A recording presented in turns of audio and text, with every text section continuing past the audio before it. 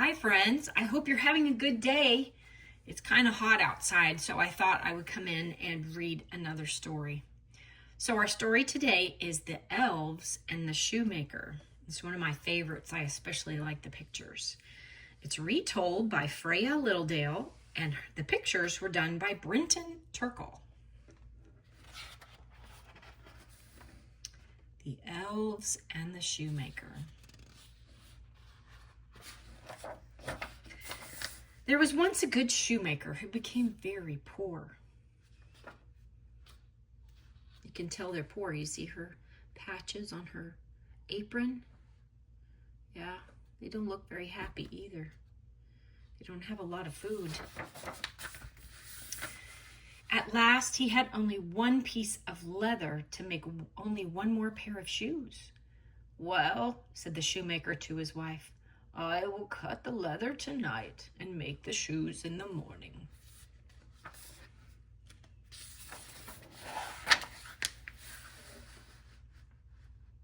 The next morning he went to his table, his work table, and he couldn't believe what he saw. The leather was polished, the sewing was done, and there was a fine pair of shoes. Not one stitch was out of place. "Do you see what I see?" asked the shoemaker. "Indeed I do," said his wife. "I see a fine pair of shoes." "But who could have made them?" the shoemaker said. "It's just like magic," said his wife. At that very moment, a man came in with a top hat and cane. This is a top hat. "Those shoes look right for me," said the man. And so they were. They were right from heel to toe. "How much do they cost?" "1 gold coin," said the shoemaker. "I'll give you 2, said the man. And he went on his way with a smile on his face and the new shoes on his feet. Do any of you like new shoes? They feel good when you first get them on? Make you run fast? Oops. "Well, well," said the shoemaker, "now I can buy leather for 2 pairs of shoes." And he cut the leather that night so he could make the shoes in the morning. The next morning the shoemaker woke up and he found 2 pairs of ladies' shoes. They were shining in the sunlight. "Who is making these shoes?" said the shoemaker. "They are the best shoes in the world." It's a mystery. At that very moment, 2 ladies came in. They looked exactly alike. They must be twins. "My, what pretty shoes," said the ladies. "They will surely fit us." And the ladies were right. They gave the shoemaker 4 gold coins, and away they went, clickety-clack, in their pretty new shoes. And so it went. Every night the shoemaker would cut the leather, and every morning the shoes were made. And every day more people came to buy his beautiful shoes. Oops. Just before Christmas, the shoemaker said, "Whoever is making these shoes is making us very happy." "And rich," said his wife. "Let's stay up and see who it is," the shoemaker said. "Good," said his wife. So they hid behind some coats, and they waited and waited and waited. When the clock struck 12, in came 2 little elves. "Elves!" cried the shoemaker. "Shh," said his wife. At once, the elves hopped up on the table and set to work. Tip, tip, tap went their hammers. Snip, snap went their scissors. Their tiny fingers moved so fast, the shoemaker and his wife could hardly believe their eyes. See, cutting the leather and sewing it up. You gotta be careful sewing things like leather. You'll poke your fingers with the needle.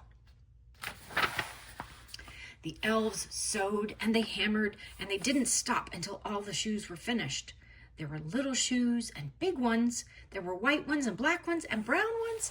The elves lined them all up in a row. Then they jumped down from the table, ran across the room and out the door.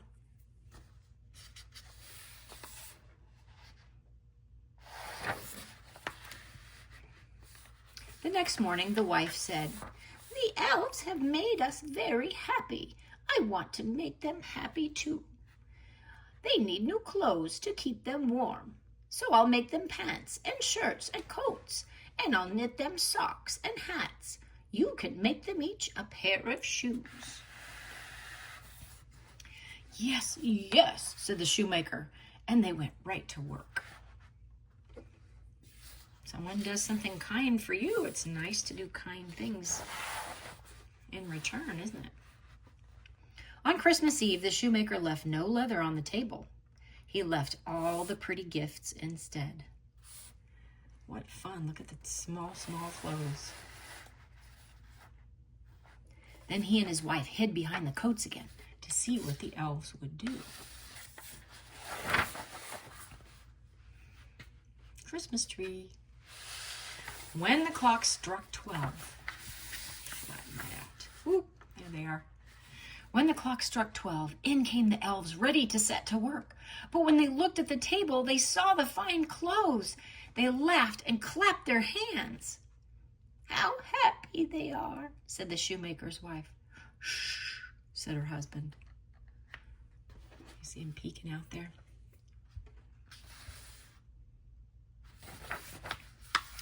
The elves put on the clothes, looked in the mirror, and began to sing. "What fine and handsome elves are we! No longer cobblers will we be. From now on we'll dance and play into the woods and far away." Boy, they look really nice, don't they, in those new clothes? Handsome. They hopped over the table and jumped over the chairs.